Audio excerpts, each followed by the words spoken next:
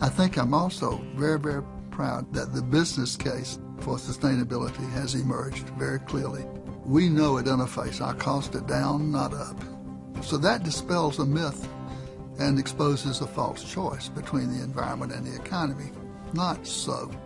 You can do both and. Our products, but through the inspiration of biomimicry and the wellspring of innovation that has come out of the idea of sustainable design, the lens of sustainable design, has made our products better than ever.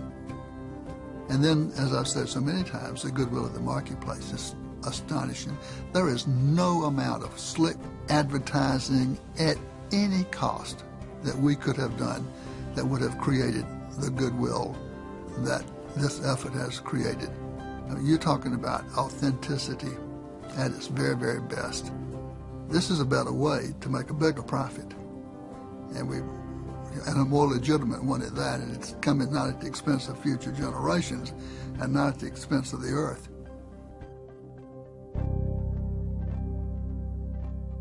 You know, ultimately, there's no doubt that at some point I have to slow down.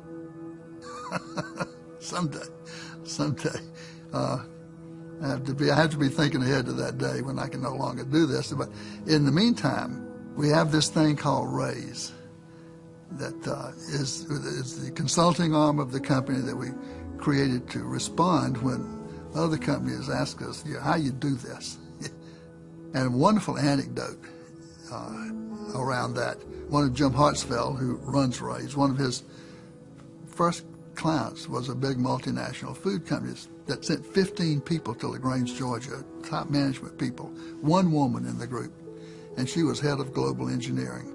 This woman did not want to be there.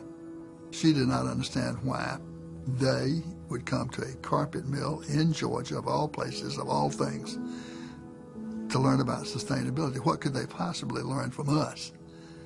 So she didn't want to be there, and she's skeptical about the whole thing. So the first half of the morning that they're together, she's obstructive and challenging everything. And then the mid-morning break comes, and to get to the ladies' room, she has to actually go through the factory. They're in this conference room out in the factory. So on her way to the ladies' room or back, I don't know who she encounters James Wisner, fork truck driver, on the factory floor with this big roll of carpet on this fork truck. And she stops him.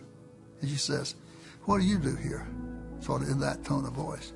And James, bless his heart, says, "Ma'am, I come to work every day to help save the earth." She was just stunned by that. So she started drawing him out. What do you mean, da-da-da-da-da. And finally, after a couple of minutes of it, he says, "Ma'am, I don't want to be rude, but if I don't get this roll of carpet to that machine in the next minute, our waste and emissions are going out of control. I've got to go." She came back to that meeting a visibly different person. She sat there very quietly, in total contrast the way she had been before. And then after a while, she started challenging her people. "Why aren't we doing this? Why aren't we doing that?" And then she told the story of her encounter on the factory floor. And she said, "I've never seen anything like it," to demonstrate the alignment in a company from the very top of an organization clear to the factory floor. She says, "There's only one word I can think of that describes it, and it is love." Love on the factory floor.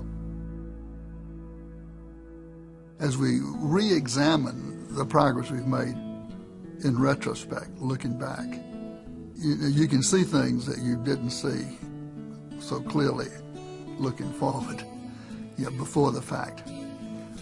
But one of the things that's really clear is that you unleash the creativity of an organization when you hold up a vision that is so outrageous that it takes the breath away. When people are gasping, "What did he say?" And when the vision is that ambitious, it's taken us places we never would have dreamed of. We've just begun. But remember the Chinese proverb, "A journey of 1,000 miles begins with one step." I'll see you along the way, and we'll do this together because it's the right thing to do.